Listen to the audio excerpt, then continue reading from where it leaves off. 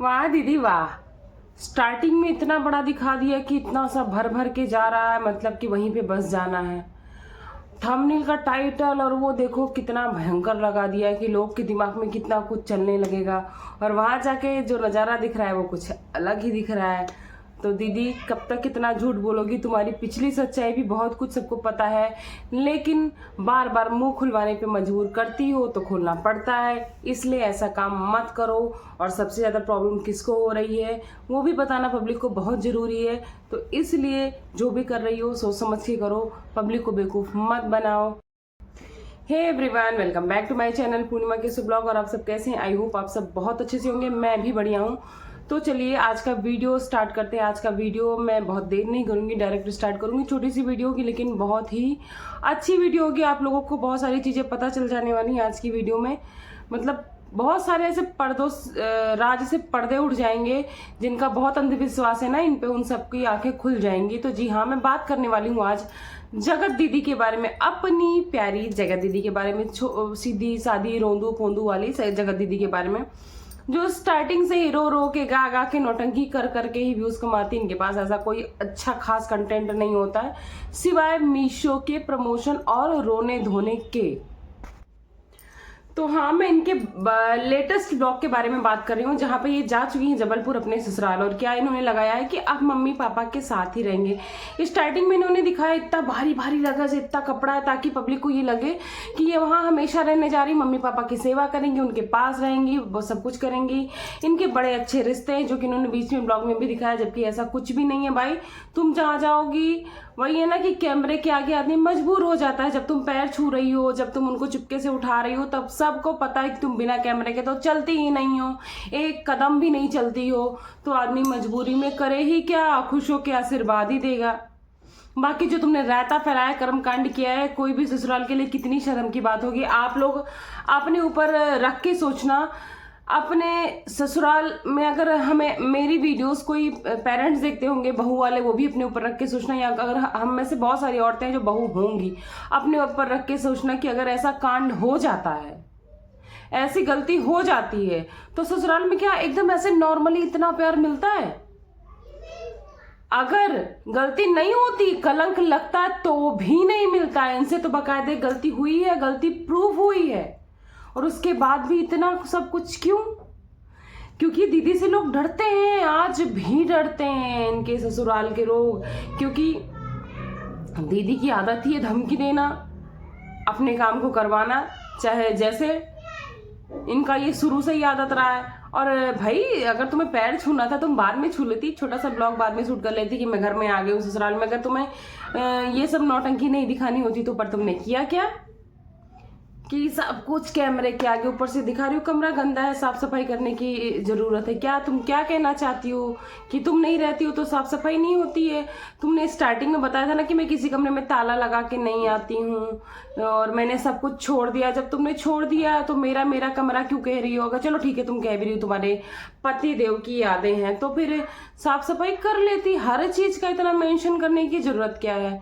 तुम यहाँ आती होती, जाती होती, तुम्हारा घर होता, तुम रहती होती, या फिर तुम्हारा वहां से लगाव दिखता होता, तो भी ये बात समझ में आती कि भाई देखो आती जाती रहती है, कमरा खुला है, फिर भी लोग ध्यान नहीं देते हैं, ध्यान नहीं देते हैं। तुम एक तरफ बोलती हो मेरे पति की ये जन्मभूमि है, मेरे यहाँ पे शादी हुई है, मेरा सब कुछ यहाँ पे मुझे बड़ा लगाव है, तो फिर वहां तुम छोड़ के आई ही क्यों? तुम वहां भी रह के ये सारी चीजें कर सकती थी, क्योंकि तुम्हें वहां भी रोक टोक नहीं थी।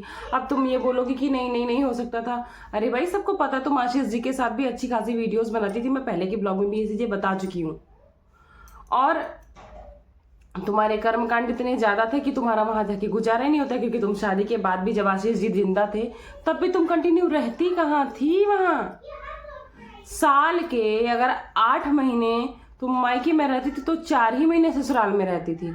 और आज एक और बात बता दूं आप लोगों को, जो आप लोगों को शायद अब तक नहीं पता होगी। जो ये बोलती है ना मैं पेपर देने आई थी, जो स्टॉक में इन्होंने बोला ना कि मैं पेपर देने आई थी, उस दौरान आशीष जी की मृत्यु हुई थी। तो उस दौरान ना तो कोई पेपर चल रहे थे, ना तो कोई कॉलेज खुले हुए थे, ना तो कहीं का कोई ऐसा नया सेशन या फिर एंड सेशन चल रहा था। कोरोना काल में लोगों को घर से निकलने की छूट नहीं थी, तो ये बात पेपर की करती हैं। तब भी ये यहीं रहती थी, लेकिन इनको उस टाइम लोगों को फंसाना था, नौटंकी करना था, तो इन्होंने बदनाम किया ससुराल वालों को, और बेशरम जैसे उसी घर में जाके फिर ये रह जाती हैं, पता नहीं कैसे। और मैं बता दूं, इन्होंने बोला ना मुझे ससुराल से बुलावा आया था, जी नहीं, इनको कोई बुलावा नहीं आया था, ये खुद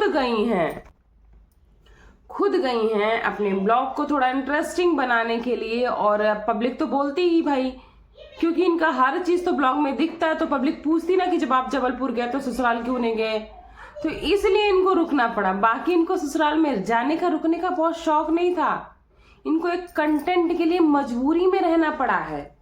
और एक कितना देर रही हैं इसको नहीं दिखाएंगी, वो मुझे पता है, बस किसी तरह इन्होंने अपना समय काटा और निकल गई हैं उड़ने के लिए। उसका भी ब्लॉग आप लोग को सबको दिख जाएगा बाकायदे। खैर, ये बहुत सारी चीजें तो छुपाती हैं, दिखाती नहीं हैं, ये बहुत सारी चीजें छुपाती हैं। इनका शादी के बाद भी ऐसे बहुत सारी चीजें चल रही थी, और लोग बोलते हैं ना कि बड़ा नुकसान हो गया जगत दीदी का, बड़ा नुकसान हो गया जगत दीदी का, किसी का क्या गया, सचिन मनीषा तो एक हो गए, इनका नुकसान हुआ। क्या नुकसान हुआ? मुझे आप लोग में से एक लोग कमेंट्स करना, एक सिंगल भी कमेंट्स ऐसा आ जाए कि क्या नुकसान हुआ, मुझे बताओ। इनका कुछ नहीं नुकसान हुआ। शादी तो इनको टूटनी ही टूटनी थी, चाहे जैसे टूटनी थी, क्योंकि इनका लप्पू से सब कुछ अच्छे से चल रहा था। अगर पता नहीं चलता, लप्पू जागर नहीं करता ना, शादी हो जाती तो भी चीजें कंटिन्यू करती, तो बाद में अगर पता चलती तो भी टूट जाती। पहले पता चल गई तो एटलीस्ट वो बंदा तो बच गया, जो इनको इतना बड़ा दिल करके इनकी बच्ची को इनको अपना रहा था। कम से कम एक का तो नुकसान नहीं हुआ, नहीं तो ये बहुत जिंदगियां बर्बाद कर देती, बहुत सारी जिंदगियां बर्बाद कर दी थी। और उनके कुछ अच्छे कर्म थे तो भगवान ने उनको बचा लिया। और इनका अच्छा व्यवहार का एग्जाम्पल आप देख ही रहे हो।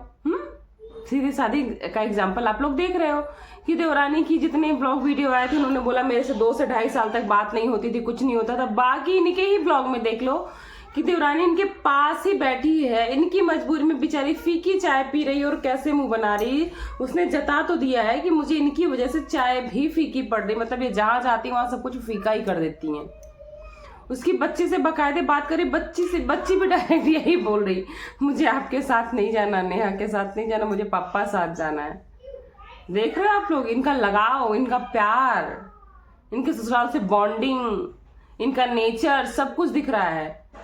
कहीं से भी इतने बड़े ब्लॉग में इतनी देर तक ये कंचन के साथ दिखी, लेकिन एक टोक भी बात होती हुई दिखी आप लोग को? क्यों होगी? इनका व्यवहार ही ऐसा नहीं है। कहीं देवर के साथ इंटरेक्शन होता हो कुछ दिखा? नहीं दिखा। क्यों दिखेगा भाई? सास ससुर कहीं ना कहीं देखो तो इनके बहुत अच्छे हैं। इनकी दूसरी शादी में भी आशीर्वाद देने बेचारे होटल तक आए। इन्होंने अपने कंटेंट के लिए भरपूर यूज किया था उनका वहां पर भी, और आज भी ये पहुंच गई हैं। करे क्या वो बेचारे मजबूरी में? करे क्या वो मजबूरी में? ये लोग का क्या है? कोई इज्जत तो है नहीं। जब मन करेगा ये जबलपुर, ये जहाँ रह रही हैं भोपाल, ये भी छोड़ के भाग जाएंगी, जैसे इटारसी छोड़ के भाग गई थी। इटारसी में इनके ऐसे ऐसे कांड है जो इनके आसपास के होंगे, उनको सब कुछ पता होगा, बहुत अच्छे से पता होगा। पर वही है ना कि इनको मानना ही नहीं। बहुत सारी चीजें तो सामने भी आ चुकी हैं, इनको मानना ही नहीं है। इनको तो साफ साफ कहना है कि मुझे कुछ नहीं बोलना, आप लोग को जो समझना है समझो, ऐसे मैंने कुछ किया ही नहीं तो माफी मैं क्यों मांगू। तो दीदी वहां जो इन्होंने पूरा थंबनेल डाला है लंबा चौड़ा कि अब ससुराल में ही रहेंगी, तो दीदी वहां तुम एक रात रह रही हो बड़ी मजबूरी में, क्योंकि तुमको कंटेंट चाहिए। बाकी रहना तो तुम्हारे बस की बात नहीं। जब तुम्हारा पति था तब तो तुम वहां रह नहीं पाई। कहते ना, जहां पे पति हमारा होता है वहां पे हर औरत रहना पसंद करती है, चाहे जहां गांव हो, शहर हो, चाहे जहां। आजकल सोचती औरतें कि हमारी शादी हुई, एटलीस्ट हम उनके साथ कंफर्टेबल है, तो जहां पे हो रहा है तो जब तुम्हारा पति उसी घर के अंदर, उसी रूम के अंदर रह रहा था, तब तो तुम वहां पर रही नहीं, तो अब तुम क्या ही रहोगी। तो कुछ बोलने से पहले, इतना बड़ा बड़ा थंबनेल चिपकाने से पहले कुछ सोचा करो दीदी। लेकिन तुम लोग को तो भाई कुछ भी कह के बेचना, और तुम्हारे कुछ ऐसे अंधभक्त हैं जो चिपक जाते हैं जाके देख के, दीदी बहुत अच्छी है, दीदी बहुत सादगी से रहती है, दिन ब दिन मोटाई जा रही है। उसके बाद क्या बोलती हैं? मैं किसी भी मोटापा का मजाक नहीं उड़ा रही हूँ, मैं सिर्फ ये इसलिए बोल रही हूँ क्योंकि बहुत डिप्रेशन में है, ये पूरे पूरे दिन कुछ खाती पीती नहीं है, और उसके बाद इनके चेहरे का ग्लो और इनकी हेल्थ देखो कैसे इंप्रूव हो रही है। और उसके बाद ये इसका एक्सक्यूज क्या देती हैं कि मेरी दवा के कारण हो रहा है, जैसे मैं दवा का बंद करूंगी सब कुछ पिचक जाएगा। चलिए वो भी देख लेंगे।